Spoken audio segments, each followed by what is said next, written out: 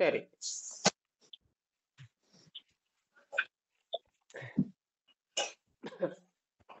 ஆ.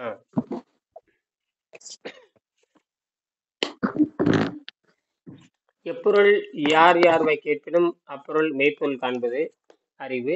எப்பொருள் எத்தன்மையாயினும் அப்பொருள் மெய்ப்பொருள் காண்பது அறிவு. ஆ.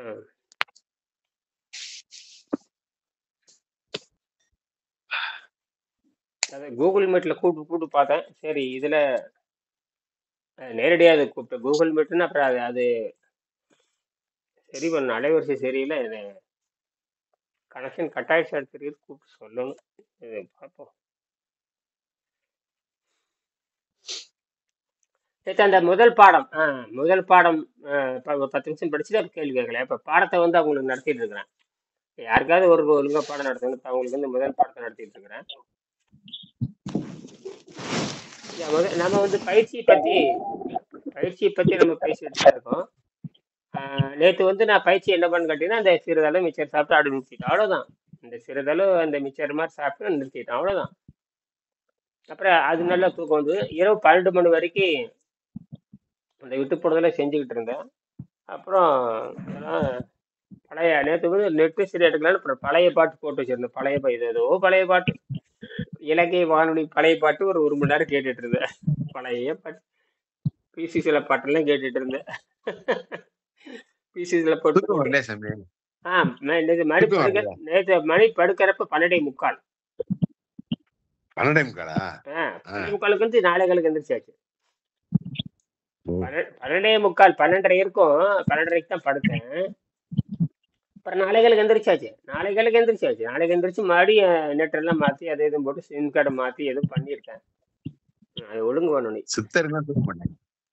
அது தூக்கத்தை நம்ம இஷ்டத்துக்கு மாற்றி அமைக்கலாம். தேவையில்லைன்றாங்க தூக்கமே. ஆமா, அது வந்து ஆமா, அது வந்து எப்படின்னா அந்த நினைப்பு அதிகமாயிட்டே இருக்கு. அதே நேரத்துல அப்படியே பேசாம உட்காந்துருந்தா அப்புறம் அதுவே தூக்கம் வரும். அந்த 2 மணி நேரம், அந்த 4 மணி நேரம் தூக்கம், 4 மணி நேரம் தூக்கம் போதுமானது. அந்த தூக்கம்னு சொல்றதை விட இந்த முழுமையா அனைத்துக்கும் ஓய்வு. மூளையை தவிர அனைத்துக்கும் ஓய்வு. மூளை மட்டும் செயல்பட்டு, மூளை எப்பவுமே சாகாது. மூளை மட்டும் செயல்பட்டு இருக்கும். மனமும் கொஞ்சம் வேலை செய்யும். ஆனா விழிப்புணர்வு வரைக்கும் தூக்கம் நல்லா. அந்த தூக்கம்ங்கிறது ஒரு வகையான அமைதி. அந்த அமைதியை தான் காலையில வந்து பார்த்தீங்கன்னா அப்படியே ஒடுங்குறப்போ அத்தனை சக்தி வந்துடும். பகலுக்கு தேவையான அத்தனை சக்தி வந்துடும். அதாவது உயிர் வாழ்றதுக்கு தேவையான அத்தனை சக்தியும் உண்டியாந்துடும். கடுமையா வேலை செய்யறப்பதான் அங்க போதைப் பொருள் போட்டுக்கிறீங்க. போதைப் பொருளுங்கிறது எது வேணா போட்டுக்கலாம். சைவ உணவு எது வேணா நீங்க போட்டுக்கலாம். போதை அந்த கடுமையான வேலை செய்யறப்போ நீங்க வெங்கடேசன் எழுதியிருப்பாரு இதுல, நான் கடுமையான வேலை செய்கின்ற வெங்கடேசன் கடுமையான வேலை இருக்குதாங்கிறத எழுதியிருப்பாரு. தோட்ட வேலை, காட்டு வேலை, அப்புறம் நீண்ட தூரம் போறது, மிதிவண்டி, எல்லாத்துக்குமே வந்து அப்படி இருக்கிறப்ப நீங்க பழங்களையோ அல்லது சாதாரண உணவையோ சாப்பிட்டு கொண்டு இந்த வேலையை முடித்து விடுங்கள். வேலை தானே முக்கியம். உடம்பு கெட்டு போறதை பத்தி நம்ம கவலைப்பட முடியாது. அந்த வேலை முக்கியம். ஆனா தொடர்ந்து வேலை இருக்குதான்னு தான் கேள்வி. தொடர்ந்து வேலையா இருக்கிறப்ப அந்த தொழிலே தப்பு. உடலை வருத்தி தான் அந்த வேலை வேணும். அந்த வேலை அதுக்கு இயற்கைக்கு எதிரானது, ஆரோக்கியத்துக்கு எதிரானது. நீ போதை பொருள் திரண்டு இருந்தீங்கன்னா உடம்பு போயிடும். வட்டி காசுப்பட்டு முதலீடு இழக்கிற மாதிரி என்னமோ போயிட்டு இருக்குது. எல்லாரும் அதுல பணத்தை வந்து பணம்ங்கிற சாதாரண காசு, காகித பணம். காகித பணத்துல முதலீடு பண்ண சொல்லி ஷேர் மார்க்கெட்ல பண்றீங்களா அப்படி இப்படின்னு எந்த பேங்க்கும் விளம்பரம் பண்றது இல்லை. ஷேர் மார்க்கெட் விளம்பரம் பண்றீங்களா அப்படி பண்ணிட்டே இருக்கு. அரசாங்கமே விளம்பரம் பண்ணுது. நிர்மலா சீதாராமன் வந்து 25,000 போட்டோம்னா மாசம் தினம் வந்து 60,000 சம்பாதிக்க விளம்பரம் வந்துகிட்டே இருக்கு. நம்ப முடியல நம்மளால. அரசாங்கமே செய்தா அது நிர்மலா சீதாராமன் செய்தான்னு தெரிய மாட்டேங்குது. பாரு, அந்த 8 பார்த்து ஆச்சரியமா இருக்கு. 25,000 பண்ணிக்கங்க, உறுப்பினர் சேருங்க. இது வரைக்கும் 10 லட்சம் பேர் சேர்ந்துட்டாங்க, 5 லட்சம் பேர் சேர்ந்துட்டாங்க. அது பாட்டுக்கு வந்துகிட்டே இருக்கு. என்னடா அது பாட்டுக்கு வந்துகிட்டே இருக்குது விளம்பரம். சரி, ஆக காகித பணம் சம்பாதிக்கிறோம். காகித பணம் சம்பாதிக்கிறதா ஓடிட்டு இருக்கிறது, அதுல எந்த சந்தேகம் கிடையாது. அப்ப பொருளீட்டுவதற்கு இந்த தொழிலை தவிர வேறு எதுவும் இல்லை. வெங்கடேஷ் எழுதியிருக்காரு, யாருக்கும் போட்டி இல்லாத தொழில், யார் வேணாலும் கற்றுக்கொள்ளுகின்ற தொழில், இதுக்கு இணையாக வேற எந்த தொழிலும் இல்லைங்கிற. அதனால நான் செஞ்சுக்கிட்டு இருக்கிறேன். இந்த தொழில் யாரும் போட்டி போட முடியாது. இந்த தொழிலை யாரும் போட்டி அவங்கவுங்க சொந்தமா செய்யலாமே தவிர நான் வந்து உங்களுக்கு போட்டி போட முடியாது. நீங்க எடுத்து சொல்லுகின்ற முறை வச்சுட்டு அதுல இருக்கு. சரிங்களா? ஆ முதல் உயிரங்களான தாவரங்கள் அதான் நேத்து கூட அவங்க கேட்டாங்க. மண்ணுல அவங்க தோட்டத்து வேலை செய்யறனால இந்த மண்ணுல இருக்கிற கிருமிகள் தான் அப்படி கிருமிகள் தானான்னு கேட்டாங்க. ஆமா, மண்ணுல இருக்கிற அந்த கிருமிகள் தான் முதல்ல உலகத்துல தோன்றுச்சு. மண்ணில் இருக்கிற கிருமி தான். ஈரப்பதம் நீங்க கேட்டீங்களா? ஈரப்பதம் இப்படி எல்லாம் கற்பனை பண்றாங்க. ஓரளவுக்கு அது சரியா இருக்கு. அதாவது கற்பனை பண்றாங்க, ஓரளவு சரியா இருக்கு.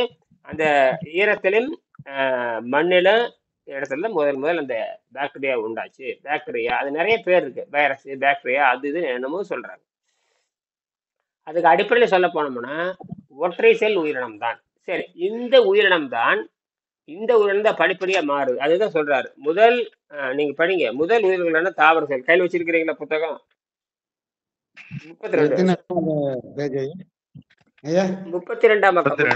32 மேல சண்முகதேவி நீ கூட படிக்கலாம்.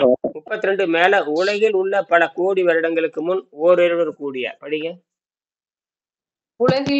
உலகில் உயிர் பல கோடி வருடங்களுக்கு முன் ஓரறிவுடன் கூடிய ஒரு செல் தாவரமாக தோன்றி பரிணாம வளர்ச்சியின் காரணமாக இன்று 6 அறிவுடைய மனிதனாக வளர்ச்சி அடைந்திருப்பதை உங்களுக்கு ஞாபகப்படுத்தி அதிலிருந்து தொடங்குகிறேன்.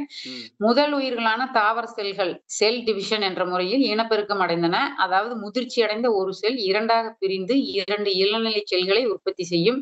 அதாவது பேரண்ட் செல் தன்னை தியாகம் செய்து தன் சந்ததியை உற்பத்தி செய்கிறது. இப்போதும் தேள்களின் விருத்தியின் போது தாய் தேல் இறந்துவிட அதன் குஞ்சுகளுக்கு முதல் உணவு அவற்றின் தாய் தேலின் உடல் தான் என்ற நிலை இருக்கிறது. 5 அறிவு 6 அறிவு. இப்ப இது புரியுதான்னு பாருங்க. என்ன புரியுது இதுல? நீங்க வேகமா படிச்சுட்டீங்க, அது என்ன புரியுதா அதுல? ஒரு செல் தாவரம் பெற்றோர்கள் தன்னை சாகடித்துக் கொண்டு, பெற்றோர்கள் தன்னை இழந்து கொண்டுதான் குழந்தைகள் வளர்க்கிறார்கள். செத்து தான் பிழைக்குது. செத்து விளையாடுவோம்னு சொல்றேன் பாருங்க, ஒரு சினிமாவில் அந்த மாதிரி செத்து தான் அது உற்பத்தி ஆனது. அந்த இதுதான் அறிவு. அந்த 4வது இது யாராவது சொல்றாங்களான்னு பாருங்க. 4வது நிலை வரைக்கும் பெற்றோர்கள் இறந்து விடுகிறார்கள். அது செல் டிவிஷன் முறை. செல் டிவிஷன் நம்ம உடம்பு நடந்துட்டு இருக்குது. அது ஒரு நாளைக்கு புது செல் உற்பத்தி ஆகுது, 10 நாள்ல உற்பத்தி ஆகுது, 100 என்னமோ சொல்றாங்க. அதெல்லாம் இருக்கட்டும். மொத்தத்தில் நம்ம செல்லும் பிரிந்துகிட்டு தான் இருக்கு. ஆனா நம்ம மொத்தம் உள்ள நடந்துகிட்டு இருக்கு, நமக்கு தெரியல. சரி, இந்த 4வது நிலை தேள் வருகின்ற பொழுது பெற்றோர்கள் இறந்து விடுகிறார்கள்.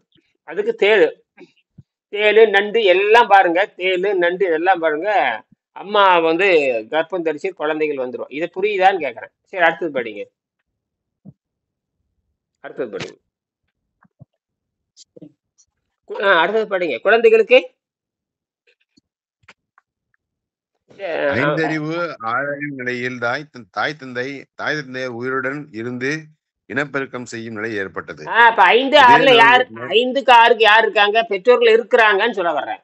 இப்ப 4 வரைக்கும் இயற்கை, 4 வரைக்கும் இயற்கை தன்மை வாழ்வார்கள். அப்ப என்ன அர்த்தம்? இந்த இடத்துல இயற்கைக்கு என்ன வேறுபாடு தெரியுதுங்க? இந்த இடத்துல இயற்கையோட வேறுபாடு என்ன? முன்னேற்ற செல்லுதுங்க, அடுத்தடுத்து பரிணாம வளர்ச்சி கொண்டு போகுது, ஒவ்வொரு நிலையை கொண்டு போகுது. இதுல என்னன்னு கேட்டீங்க, ஏன் பெற்றோர்கள் அதுல இறக்குறாங்க, ஏன் பெற்றோர்கள் இதுல இறக்கவில்லை? அதை சொல்லுங்க. பெற்றோர்கள் ஏன் 4 வரைக்கும் இறந்து போறாங்க, ஏன் 4க்கு அப்புறம் ஏன் இறக்கல? யோசனை பண்ணி சொல்லுங்க. அது பேரு சாகா நிலைன்னு அர்த்தம். புரியுதா இல்லையா? 1ல இருந்து 4 வரைக்கும் சாகர நிலை. என்னது? பெற்றோர் சாகர நிலை. இது வந்து பெத்தவங்க வந்து உயிரோட இருக்க நிலை. இது புரியுதான்னு கேக்குறேன். இதுதான் சாகா, இயற்கையாக சாகா நிலை இருக்குதுன்னு சொல்ல வர்றேன். மண்டையில ஏறுதா இல்லையா? எங்க வடலாறு வந்து சாகா நிலையை அதெல்லாம் டூப்பு. இயற்கையிலே சாகா நிலை இருக்குது. என்னது? வள்ளலாறுல ஒண்ணும் சொல்லல. வள்ளலாறு தெரிஞ்சுட்டு தான் வள்ளலாறு புதுசா எல்லாம் கண்டுபிடிக்கல. அப்புறம் சாகா அப்புறம் வள்ளலாறு தான் சொன்னான்னு கதை விட்டுட்டு இருக்கிறீங்க எல்லாருமே. இயற்கையின் சுழற்சியே அப்படி இருக்கு. அப்ப வள்ளலார் வந்து இயற்கையை புரிந்து கொண்டு எழுதுறாரு. அது திருமூலர். வள்ளலார் என்பவர் திருவள்ளுவர் சொல்றதான் காப்பி அடிக்கிறாரு. என்னது? அப்ப சொந்த மூலம் அவர் கிடையாது, வாத்தியார் மூலம் தான். அவர் ஒண்ணு சும்மா கண்டுபிடிக்கல. என்னது? அவரை போய் பெரிய ஆளுன்னு பேசிட்டு இருந்தா, அவரும் இந்த பூமியில சாதாரண மனிதர் தான். இப்ப புரியுதா? மரம் நட்டிதான் எல்லாத்துக்குமே. இயற்கையிலே சாகா நிலை இருக்கிறது. என்னது? அதை புரிந்து கொண்டு வள்ளலார் சொல்லுகிறார். அப்ப இயற்கையினுடைய சீடன் தான் வள்ளலார். யாரு? இயற்கையின் சீடன். அப்படி சொல்லுங்க. அதை விட்டு போட்டு வள்ளலார் கத்துன்னு கத்திட்டு இருக்கிறது. அப்புறம் என்ன போய் கத்திட்டு ஏன் உங்க வயிற்று வலி தீரல, பசி நோய் தீரல, ஒன்னும் தீரல. அப்புறம் பேரை சொன்னா அதுபடி நடக்கணும். அப்ப அதுதான் இங்கேயே இருக்குது. அப்போ இயற்கையிலே சாகா நிலை இருக்கு. அப்புறம் வாய முடித்து இயற்கை. அப்ப என்ன பண்ணணும்? யாரும் தேவையில்லை, சொல்றதை செஞ்சுட்டு போனா முடிஞ்சு போச்சு. உடனே பஜனை பாடுறது, வள்ளலார் பஜனை பாடுறது, திருவள்ளூர் பஜனை பாடுறது, பஜனை பாடிட்டு சுண்டல் தீனு போட்டு கிண்டல் பண்ணிட்டு வர வேண்டியதுதான். எல்லாம் தின்னுகட்ட பரம்பரை. என்னது?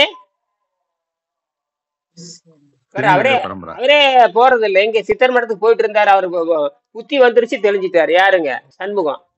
இந்த சண்முகம் பாரு, இவரு வெங்கடாச்சலம். அவர் சொல்லிட்டாரு, என்ன சித்தர் மடத்துல போறது இல்லை. எந்த தமிழ்நாட்டை விட சித்தர் மடம் எங்க இருக்குது? அங்கேயே சோத்து மடம். பெங்களூர்ல ஒரு 4 மடம் இருக்கு. உலகத்திலேயே அதிக சித்தர்கள் வாழ்ந்தது தமிழ்நாடுதான். எங்க பார்த்தாலும் சித்தர் தான். அவனே சோத்து மடமும் கட்டி வச்சிருக்கிறான்.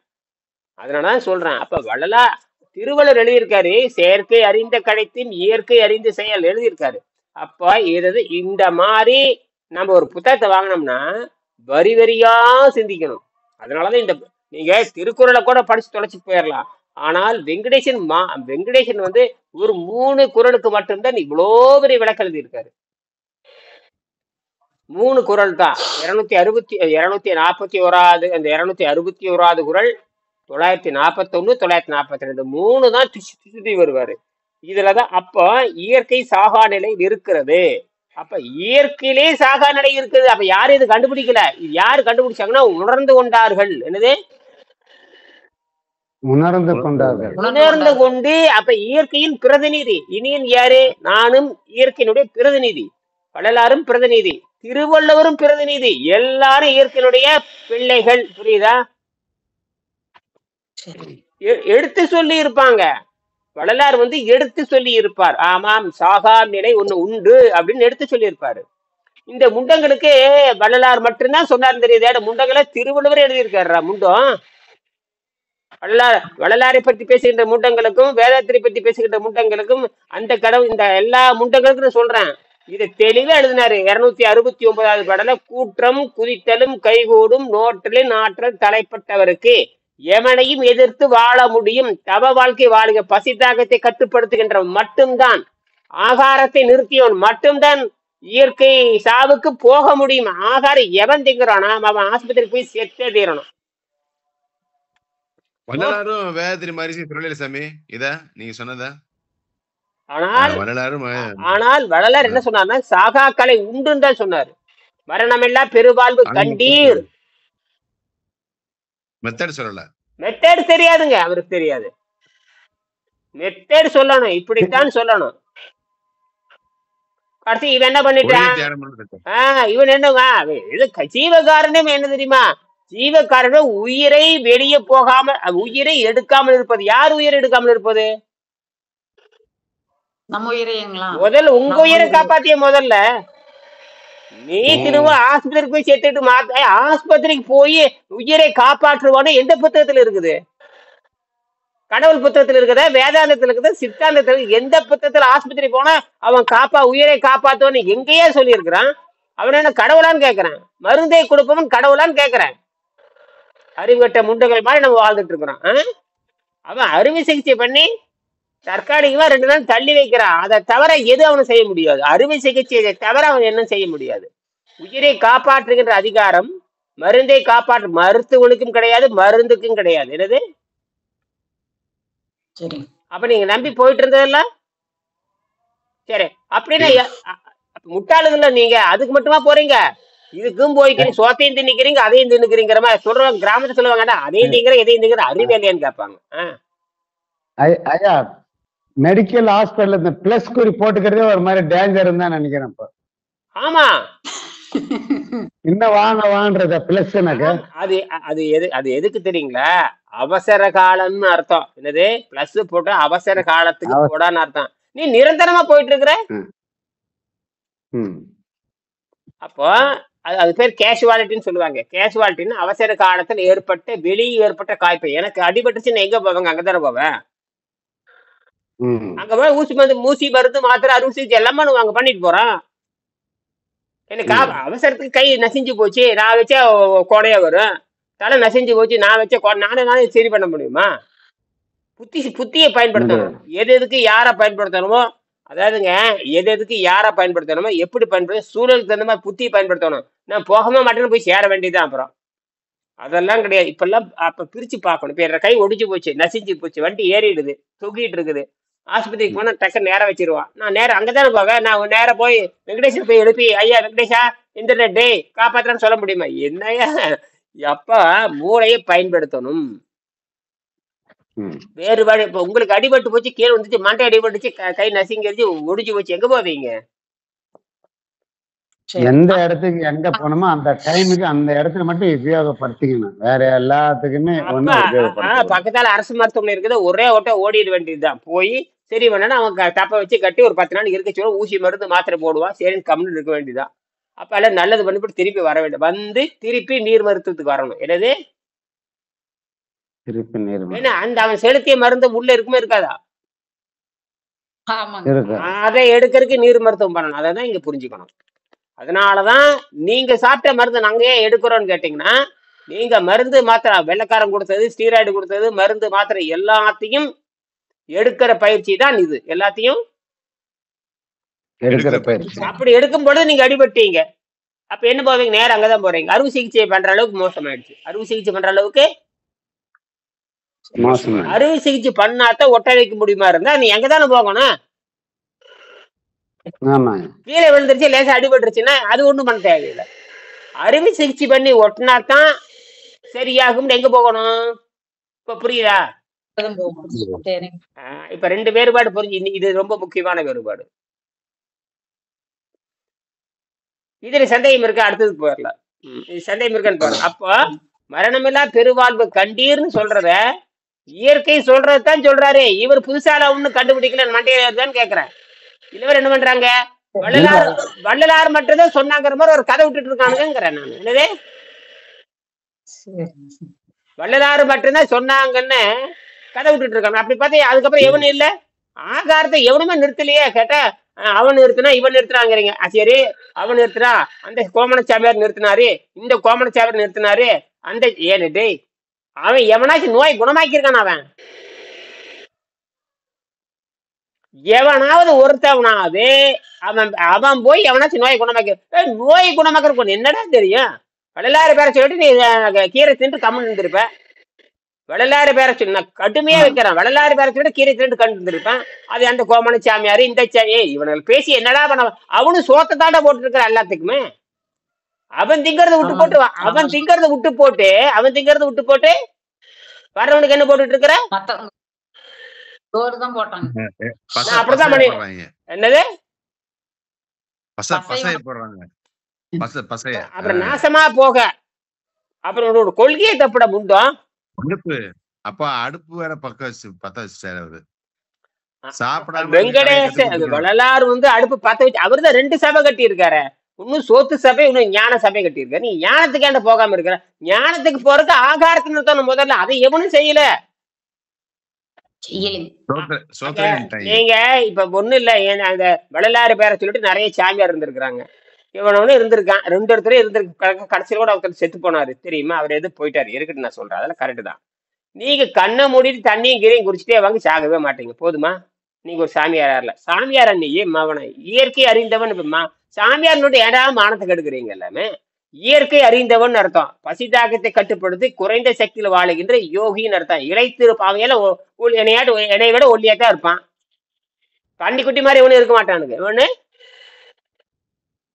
இது இயல்பாகவே நடக்கின்ற ஒரு சம்பவம் போட்டு சாமி. அதைத்தாங்க சொல்ற திருப்பி. இது மண்டையில ஏறுதான் இருக்காவது. இது எத்தனை தடவை நான் பேசியிருக்கேன். இந்த இயல்பாகவே நடக்கிற சம்பவம் இப்பதான் சுந்தரே பாக்குறாரு. இது இயல்பாகவே நடக்குது. அதுதான் வள்ளுவர் இயற்கை அறிந்து செயல்கிறாரு. செயற்கை அறிந்து கிடைத்தும், செயற்கை அறிந்த கிடைத்தும், இயற்கை அறிந்து செயல் அப்படின்னு சொல்றாருங்க ஐயா.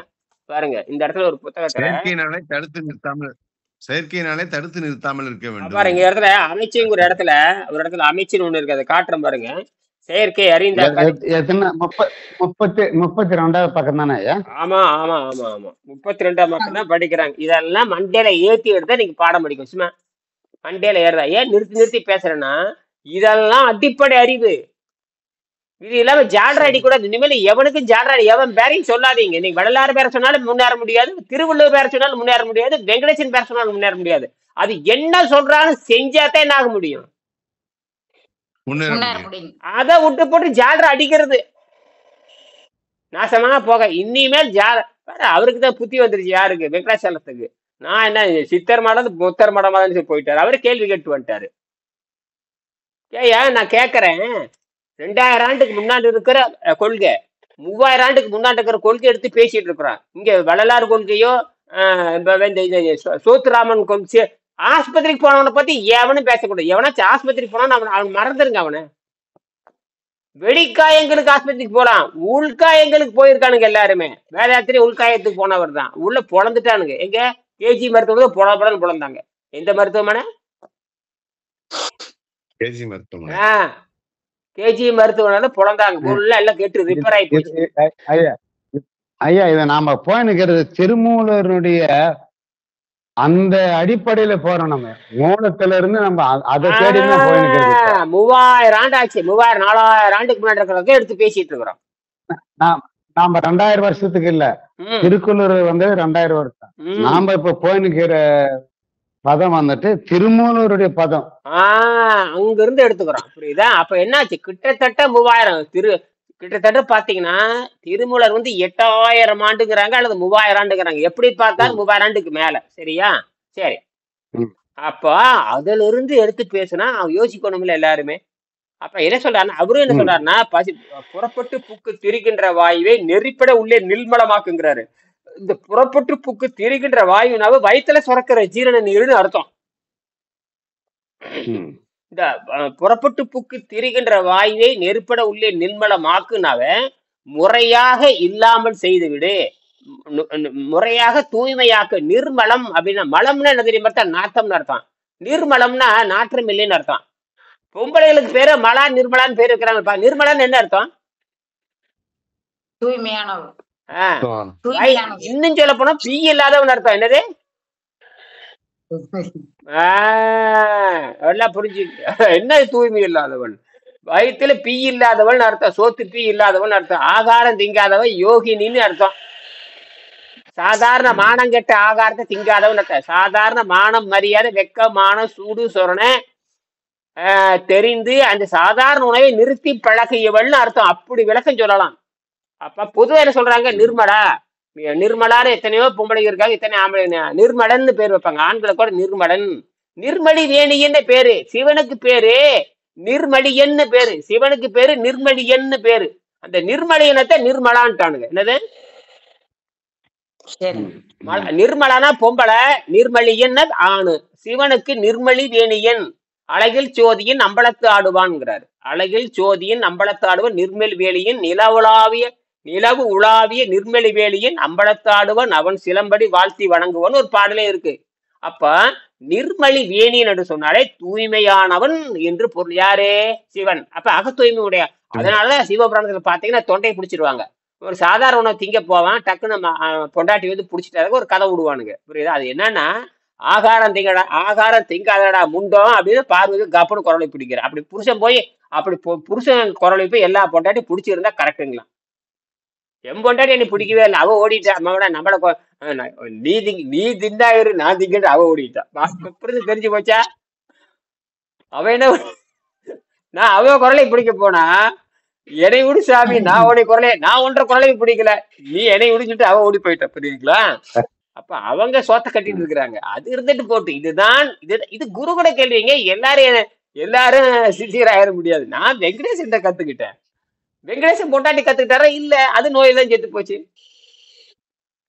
இதுக்கு வந்து பாத்தீங்கன்னா ஹீரரத்ன மனைக்கு ஆகாரத்தை விட்டவர் அவன் பொண்டாட்டி விடலையே. அப்புறம் எல்லாரும் பொண்டாட்டி பூரா எதிர்ப்பாவே இருந்திருக்கிறாங்க. அல்லது கத்துக்கொள்ளவில்லை. பொண்டாட்டி நல்லா எதிர்க்கலையா? எந்த பொண்டாட்டி எதிர்க்கல. இது ஆ கூட யாரு இருக்கிறாங்கன்னாக்க கூட அவங்கள இருக்குது நம்மளுக்கு துணைக்காக இல்ல, ஆ துணைக்கு இல்ல கொண்டாட்டின்றது. கரெக்ட். இப்பதான் புரியுறீங்க, லேட்டா புரிஞ்சுக்கிறீங்க. ரைட். எல்லாமே இனிச முடிச்சதுக்குதான், நம்மள உயிரை எடுக்கிறதுக்கு தான் வந்திருக்கிறாங்க. என்னது உறிஞ்சிருது, ஆஹ் உறிஞ்சி ஆஹ் எடுக்கிறது. இப்ப புரியுதா? அது கூடவே இருக்கிறாங்க. கூடையே இருந்து உயிரை அறுக்கும், கூடையே இருந்து எடுஞ்ச பொண்ணு. ஆஹ் அதுதான் உண்மை. அதுதான் மாயான்றது. அதுதான் மாய். இது உள் மாயா, அது வெளி மாயா. Correct correct correct. இப்பதான் லேட்டா புரியும். இந்த ஆகாரத்தை நிறுத்தி இதுல ஜெயிக்கணும், இதெல்லாம் மாயா கூடவே நம்ம ஜெயிக்கணும். அத புரிஞ்சு அதை ஜெயிக்கணும். இதுதான் என் உண்மை. இதத்தான். ஆனால் குழந்தை பெற்றுக் கொள்வதற்காக நம்ம ஆணும் பெண்ணும் ஒன்னா சேர்ந்த குழந்தை பெற்றாச்சு. குழந்தை பெற்றதுக்கு அப்புறம் அது 2 பேரும் சேர்ந்து வளர்க்கணும். 2 பேரும் சேர்ந்து வளர்க்கணும். வளர்த்து தூய உடம்புலயே வளர்க்கணும், காய்கறியிலேயே வளர்த்துட்டு. தாய்ப்பால் கொடுக்கறது அம்மாவுடைய வேலை. அதுக்கப்புறம் 18 மாசம் ஆனதுக்கு அப்புறம் பல்லு முளைச்சிடும். அப்புறம் கீரையை கடைஞ்சி கொடுத்து வாழ்ந்து. கீரைங்கிறது பல கோடி ஆண்டை இருக்கிற உணவு. அது ஒரு வைத்தியம். கீரைங்கிறது ஒரு வைத்தியம். கீரை காய் கனியில வைத்தியம். உங்களுக்கு பணம் இருந்தா பழது, அதாவது கீரை காய் கனிகளை வசதி படைத்தவன் பயன்படுத்துறது. கடைசியில வசதியே இல்லாதவன் கடைசியில் இருக்கிறது கீரை தான். நல்லா புரிஞ்சுக்கணும். உங்களை யாரும் காய் தின்னுங்க, நீங்க வெங்கடேசன் சொல்லியிருப்பாரு, கடைசியில கீரையை போட்டு அவளை போட்டு பிணைஞ்சு சாப்பிடு, அல்லது வெங்காயத்தோட அவள் போட்டு பிணைஞ்சு சாப்பிடு, இல்ல காயை போட்டு அவளை போட்டு பிணைஞ்சு சாப்பிடுன்னு சொல்லியிருப்பாரு. நான் என்ன பண்றேன், அப்ப நான் சாதாரண உணவே கீரை வச்சு சாப்பிட்டுக்கிறேன். எதுக்குன்னா, நீர் பயிற்சி பண்ணிட்டு கீரை வச்சு சோறு வச்சு திங்கிறது. இப்ப இன்னைக்கு கூட உங்களுக்கு சொல்லியிருக்கேன், 3 மணிக்கு சாப்பிட சொல்லியிருக்கேன். நீங்க 3 மணிக்கு சண்முக தேவி சொல்லியிருக்கேன். நீங்க தாராளமா கீரை கஞ்சி கூட, நிறைய கீரை நிறைய வணக்கி, உங்களுக்கு என்ன கீரை, தண்டு கீரை, அந்த கீரை, முளைக்கீரை, அரைக்கீரை, காளான் கூட போட்டுக்கலாம். எல்லாம் போட்டு நல்லா வேக வச்சு கடைஞ்சிங்கன்னா, அதாவதுங்க கடைசியில கடையிற கீரையை தான் கடைஞ்சி சாப்பிடணும். எல்லா கீரையும் கடைஞ்சிதான் கசப்பு வந்துடும். எல்லா கீரையும் கடைஞ்சிங்கன்னா கசப்பு வந்துடும், சாப்பிட முடியும். முருங்கைக்கீரை அப்படியே வேக வச்சு வணக்கி சாப்பிட்டு நல்லா இருக்கா. அரைச்சிங்கன்னு வச்சுங்க பயங்கரமா கசப்பு வந்துடும். நான் சாப்பிட்டு பார்த்துருக்கேன். ஐயோ குடிக்கவே முடியாது. நான் சாறு எடுத்து குடிச்சு பார்த்தேன், வாயில வைக்க முடியலைங்கய்யா. நீங்க தூதுவளாஞ்சாறு மாதிரி நினைச்சிடாதுங்க. தூதுவளாஞ்சாறு சாப்பிடறதுக்கு நல்லா இருக்கும். தூதுவளாஞ்சாறு அரைச்சி சாப்பிடலாம். நான் தூதுவளம் செடி வச்சிருக்கிறேன். அது அரைச்சி சாப்பிட நல்ல மனமா இருக்கு. எல்லா கீரையும் அதாவது எப்படி அதெல்லாம் கண்டுபிடிச்சு எழுதிட்டாங்க. அதெல்லாம் எப்பவோ எழுதியாச்சு. எதை வச்சு எது வேக, அதுக்கு பேரு கடைசியல் கீரைன்னே பேரு. பொன்னாங்கண்ணி கீரை, சில கடைசியல் கீரை, தொய்ய கீரை கடைசியல் கீரைனே பேரு இல்லையா. காட்டுல வர கீரை அதெல்லாம் பாலக்கீரை, பண்ணக்கீரை, இதெல்லாம் கடைஞ்சி சாப்பிட்டா ரொம்ப நல்லா இருக்கும். இப்ப அது பிரச்சனை இல்ல, நம்ம புரிஞ்சுக்கிறோம். நம்ம அந்த குடலை சுத்தம் பண்றதுக்கு, அந்த விஷத்தை எடுக்கிறதுக்கு, அந்த நீரு தான் பழைய நோய், பழைய மருந்தை. என்ன சொல்றாரு வெங்கடேசன் மட்டும் இல்ல, நம்ம நோக்கமே டாக்டர் அட்டோண்டர் தான். பழைய மருந்தை எடுக்கலைன்னா அது கொண்டு ஓடும்டா அப்படிங்கிறாரு. இப்ப பட்டினியால் சாவதில்லை, பட்டினி கிடக்கும் பொழுது உணவு பாதையில படிக்கிற முதல் விஷமான பழைய மருந்துன்னு எழுதுறாரு. ஓல்டு மெடிசன் எழுதுறாரு. இது யாருக்குமே புரியல. புரியுதா? நீங்க சோத்தை நிறுத்தினா, சோறு நிறுத்தினோட என்ன தெரியுமா நடக்கும்? முதல்ல 2 வேலை நடக்கும். நீ குழந்தையிலிருந்து சாப்பிட்டது பூரா முருகி போய் அதுவே விஷமா மாறி, ஸ்டாக்கு என்னவா மாறு தெரியுங்களா? பழைய ஸ்டாக்கு என்னவா மாறு? அழுகி போய் துர்நாற்றம் மேலே உள்ள ஏறிடும். அதனாலதான் ஆம்பளை கிட்ட போனாலும் சரி, பொம்பளை கிட்ட போய் அவ்வளோ பிணவாடை அடிக்கிறது. பேருக்குதான் பட்டு சேலை, பட்டு ஜருகு, வேட்டி கட்டியிருப்பா தவிர கிட்ட போனா அவ்வளவு நாற்றம் அடிக்கன்னு உள்ள பிணம் இருக்குது. உள்ள அழுகி போனா விஷம் இருக்கு. அது தெரியாம மேல என்ன பண்ணிக்கிறாங்க, எல்லாருமே அலங்காரம் பண்ணிக்கிறது. ஆணுகளும் பெண்களும் அலங்காரம் பண்றது எதுக்குன்னு கேக்குறீங்க? உள்ள இருக்கிற நாத்தம் தெரியாம இருக்கிறதுக்கு. அருவருப்பான ஜென்மம். நம்ம அருவருப்பான ஜென்மங்கள் தான். எப்ப அருவருப்போம் தெரியுமா? சுத்தம் பண்ண அந்த வாடையெல்லாம் போயிடும். பாருங்க, இதுதான் உண்மையான ஏகாந்தம். என்னது? ஆனா நம்மளை யாரும் விரும்ப மாட்டாங்க. அசுத்தம் சுத்தத்தை விரும்பாது, சுத்தம் அசுத்தத்தை விரும்பாது. புரியுதா? அதெல்லாம் அசுத்தம். புரியுதா? அசுத்தம் சுத்தத்தை விரும்பாது. புரியுதுங்களா சுந்தர்? புரியுது சார், நல்லா புரியுது சார். அப்ப இதுதானே, இதெல்லாம் இயற்கையில் இருக்கிற தன்மை. இதை வச்சுதான் நமக்கு இயற்கை எனர்ஜி நமக்கு இருக்கிறத பண்ண. ஏன் வந்து ஐஐடிக்கு போகலாம் அப்படின்னா, ஏதோ விஞ்ஞானிகள் இருக்கிறாங்க, அவனாவது திருந்துட்டுங்க நம்ம போறான். இப்போ ஐஐடியில் போய் நம்ம ஒரு வருஷம் 6 மாசம் தாக்குப்பிடி அவன் நம்மள அவனுக்கு பட்டாசு கண்டு போயிடும். 100 நாள் கண்டுபிடிக்கிறதுக்கு அவன் எல்லாத்தையும் கண்ட்ரோல் பண்ணணும். சும்மா இல்லைங்க, விளையாட்டு இல்லை. அதெல்லாம் அமெரிக்க விஞ்ஞானிகள் உடனே பண்ணானுங்க. கீரத்தின வணக்கி வச்சு 20 டாக்டர் வச்சு பண்ணாங்க. கோடிக்கணக்கில் செலவு பண்றான். அவன் கண்டுபிடிக்கிறதுக்காக செலவு பண்ணான். கடைசியில ஒன்னும் கண்டுபிடிக்க முடியல. அவன் ஆமா அந்த உடம்பு வந்து தானாவே இயங்குதுன்ட்டான். அதே இதேதான் எல்லாரும் சொல்லுவாங்க. உடம்பு தானா இயங்குது, பசி தாக்கத்தானே கட்டுப்படுத்தி இருக்கிற. எனர்ஜி மூச்சு நிறுத்தணுமா, காத்து நிறுத்தணுமா, தண்ணி நிறுத்தணுமா, எதுவும் நிறுத்தல. அது வாட்டுக்கு வேலை செஞ்சுட்டு இருக்கோம். அது ரத்த சுத்தமா இருக்கு பார்த்து நம்ம எல்லாம் கண்டுபிடிச்சிருப்போம். மக்கள் எல்லா தகுதி மனிதனுக்கு இருக்குதுன்றோம். ஏன்னா இயற்கை எந்த சூழலையும் தன்னை தகவமைத்து மாறிக்கொண்டே இருக்கும்னு அவனுக்கு தெரியல. இந்த முண்டங்களுக்கு தெரியல. யாரு ஐஐடி முண்டங்களுக்கோ வெள்ளக்கார முண்டங்களுக்கு தெரியல. அத டார்வின் சொல்லுவாரு, மாறிக்கொண்டே இருக்கிற உயிரினம் பாரு. என்னது மாறிக்கொண்டே இருக்கும். அது ஏன் வெள்ளக்காரருக்கு புரியல? காட்டு மிராண்டிகளுக்கு. உங்க ஊருக்காரனே சொல்றான். டார்வின் வந்து இங்கிலாந்துக்காரன் தான். அவரே சொல்றாரு, எல்லாம் மாறிக்கொண்டு இருக்கும், சூழலுக்கு தகுந்த மாதிரி தன் உடம்ப மாத்திட்டு போங்கிறாரு. என்னது? ஆமாங்க, ஆமா. வெயில் காலத்துக்கு ஒரு மாதிரி உஷ்ணத்தை சேஞ்ச் பண்ணோம், மழை காலத்துக்கு ஒரு மாதிரி உடம்ப சேஞ்ச் பண்ணி தன்னைக்கு தானாவே அது சேஞ்ச். இந்த இடத்துல என்ன அறிவுன்னு கேட்டீங்கன்னா, ஒரு சூழலுக்கு மாறுகின்ற பொழுது அந்த பழைய பழக்கம் உள்ளே தங்கி இருக்கும். அந்த பழக்கம் தான் நாம் சாப்பிட்ட உணவின் விஷம். அதை யாரும் செய்ய தெரியல. தத்துவம் சரியா இருக்கு. நாம மாறுறப்ப என்ன இடைஞ்சலா இருக்குன்னா, நம்ம உணவு பழக்க திடீர்னு உணவு நிறுத்துறோம். திடீர்னு கீரைக்கு போறோம், காய்க்கு போறோம்னா அப்படிதான். அது எப்படி எடுக்கணும்னா அதை ஒழுங்குபடுத்துறவங்க தான் சித்தர்கள். அதுதான் பெரிய அறிவு. அப்படி உணவு பழக்கத்தை மாறுகின்ற பொழுது நீர் உணவு முறையும் அப்புறம் அந்த கீரை உணவு முறையும் ரெண்டு ஒழுங்குபடுத்தவங்க யாருன்னு கேட்டீங்கன்னா சித்தர்கள். அந்த சித்தர்கள் எவனும் ஒழுங்கா சொல்லல. எந்த இடத்தையாவது கீரை சாப்பிடு எந்த சித்தர்னு சொல்லியிருக்கான்? எந்த இடத்துல தண்ணீருங்கிறது புராணத்திலே வருது. தண்ணீர் வந்து ஜலம்ங்கிறது புராணம். முதல் உற்பத்தியானது உயிர் தான், இந்த தண்ணி தான். தண்ணியில இருந்து தான் முதல் தரை உண்டாயிருக்கணும், அப்புறம் தண்ணீர் வந்திருக்கணும். இதெல்லாம் பெரிய ஆராய்ச்சிக்குரியது. எப்படியும் நம்ம தப்பிச்சிட்டோம். அது அப்புறம் இந்த தண்ணீரை பற்றி எல்லா புராணங்களும் தண்ணீரை பற்றி பேசுது. எல்லா புராணங்களும் என்ன, தண்ணீரை தான் குளிக்கணும், தண்ணி கடவுளுக்கு தண்ணி ஊற்றி தானே கழுவுறான், சிலைக்கு தண்ணி தானே ஊத்துறான். இதெல்லாம் புரிஞ்சுக்கணும். அப்படின்னா அவன் சிலைக்கு தண்ணி வெளியே ஊத்துறான். ஆனா நாம் என்ன பண்ற, இந்த சிலைக்கு மனித சிலைக்கு தண்ணியை உள்ள ஊத்துறோம். அதான் வித்தியாசம். என்னது? உள்ள ஊத்தி குளிக்கிற. அதாவது இது பேர் உள்குளியல்னு பேரு. 2 குளியல் இருக்கு, வெளிக்குளியல் உள்குளியல்.